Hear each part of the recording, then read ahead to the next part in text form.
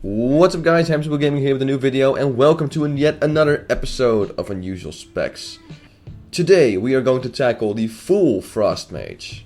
That's right, this is not going to be Arcane Frost, it's not going to be some weird hybrid spec between Frost and Fire. Nope, this is going to be full Frost with a few talent points in Arcane. So as always, I am going to check out the spec on an average geared character, which I have right here in front of me. I'm going to do a normal dungeon, and I'm going to do a damage test at a target dummy. But before I do that, I want to show you guys my talent spec and the gear. So let me start off with the talent spec. It is still a bit of a work in progress because, you know, this talent spec isn't around. I just made this on my own because nobody in their right mind would spec full frost because other specs are apparently better. But we'll see. We'll see. That's why I'm making this episode. So the current talent spec I have is 18-0-43. So let's start off with the Arcane talent tree. That's a little, because those are the easy points. 2 points in Arcane Subtlety, 5 points in Arcane Focus, 2 points in Magic Absorption, 5 points in Arcane Concentration. One of the main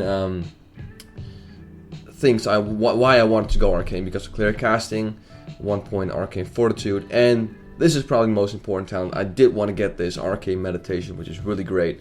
So we're going to definitely go with that. So that is the Arcane tree. Obviously we have nothing in Fire. And for Frosts, this is where things are starting to get interesting, because we have a lot of talents that we don't need to use, such as Frostbite, which gives me a small chance to chill the target, which is not interesting at all. Improve Frost Nova, we're not really going to Frost Nova or Shatter or anything. We don't have to use all those talents. So what I have right now is basically this. I have 5 points in Improved Frostbolt, 3 points in Elemental Precision. That gives us 3% extra chance to hit, or at least 3% less chance the target will resist our spells. Ice Shards, 5 points, 3 points of Piercing Ice. Icy Veins, very important. Frost Channeling, reduced mana cost and reduced threats. Arctic Reach. You got Cold Snap, improved Con of Cold. I basically chose these talents basically for the AoE side, because that's really nice for AoE. Winter's Chill, this gives you the 10% extra crit buff. Arctic Winds. This was kind of a, I didn't know, I'm not sure whether I should go for this or something else, but it is 5% increased frost damage, and the more spell damage you get, the better it stacks. So definitely 5 points in there. We got Ice Barrier, which makes me a little bit less squishy. We got Empowered Frostbolt, which is another 5% chance to crit and 10% extra damage from my spell damage. And we got obviously the Summon Water Elemental. So that is the spec, 18-0-43. And the gear I have, well, is kind of crappy because this is yet another random mage I have. I have 517 spell damage, 32 hit rating, and 20.94 crit rating, which is actually a lot. Gear I have is these Junior Technician 3rd Grade Goggles, Pennant of Battle Mage. I got the PvP Shoulders, Cloak of Open Energy, Gold Weave Tunic, Gold Trimmed Cuffs, Bringer of Death, very standard choice. Rod of Dire Shadows, which is from a quest in Shadowed Halls. Vengeance of the Illidari, Scry's Blood Gem, Farseer's Band, also from Thromer Honored. Band of the Mian, once again, another random Auction House blue. Another blue from the Auction House, Abyss Walker Boots. I got these. These are actually pretty nice. These are from Shattered Halls. They have 42 crit chance as well as a Mystic Spell Thread enchant, so that's pretty damn nice. Another random Auction House blue, that is the Sash of Sealed Fate, and last but not least, the PvP Gloves. So that is my gear, 570 spell damage and almost 21% crit. So, now there's nothing left to do but to join a dungeon and see if this spec is actually worth it. So without further ado, let's get going.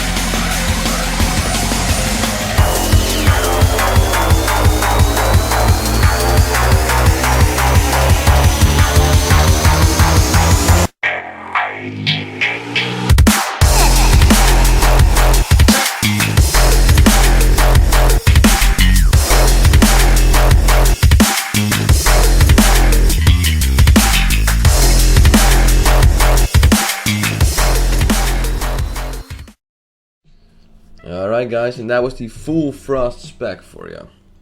Not too bad if you ask me. So right now it's time to discuss the pros and cons of the spec, and after that we'll come to a verdict on whether the spec is actually useful or not. So let's start off with the pros, and the first one is probably the most obvious one, the fact that I was doing good DPS. I actually managed to get 1200 DPS on my mage during the last boss in Old Hillsbred Foothills. Now I know that I had bloodlust, but still 1200 DPS with this spec and with the gear I have on that mage is insane.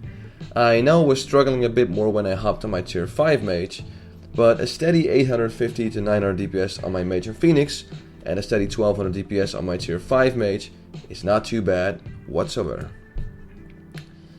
The second pro is the fact that the spec is very mana efficient. I was 2.5 minutes in with my tier 5 mage until I ran out of mana, and if I would have used evocation and if I would have used my mana gem a second time, I would probably last about 5 minutes without mana potions, which is much better compared to arcane fire and fire mages.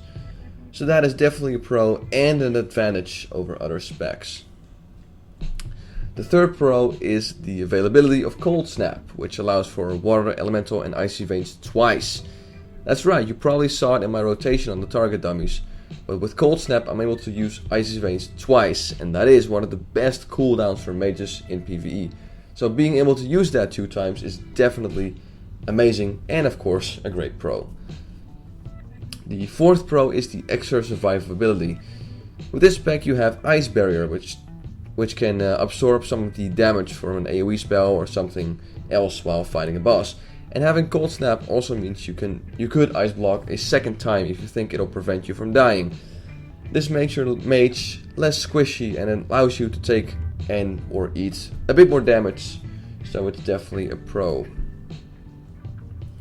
Alright, time to talk about the cons. The first con is a very obvious one, and that is the suboptimal DPS. As amazing and mana efficient the spec may be, you definitely saw that I was lacking DPS compared to when I spec'd the fire. So in terms of DPS, there's better specs out there, so it's definitely quite a big con. The second con is the fact that you are somewhat pet dependent. Now obviously you're not as dependent on your pet as a demo lock, but if your pet gets taken out by some form of AoE damage or something else, you will lose some DPS. Depending on your gear, you could be losing up to 400 DPS, and that's definitely something you don't want. Alright, time for the verdicts. Do I like the spec? Absolutely. Could it work in raids? You're damn right. Granted, you will be falling behind them arcane fire mages, and as for other classes, you will definitely be falling behind, let's say, Destro warlocks with demonic sacrifice. But as you saw, I was able to pull respectable DPS numbers with both an average geared mage and a tier 5 mage, so it's definitely viable for PvE. I recommend anyone to go out there and give the spec a try, because it's fun to be the underdog and the only full Frost mage in the group and giving the rest of DPS a run for their money. And that concludes the end of this episode. As always guys, thanks for watching this video. I'm Hamsterwheel Gaming and have a good one.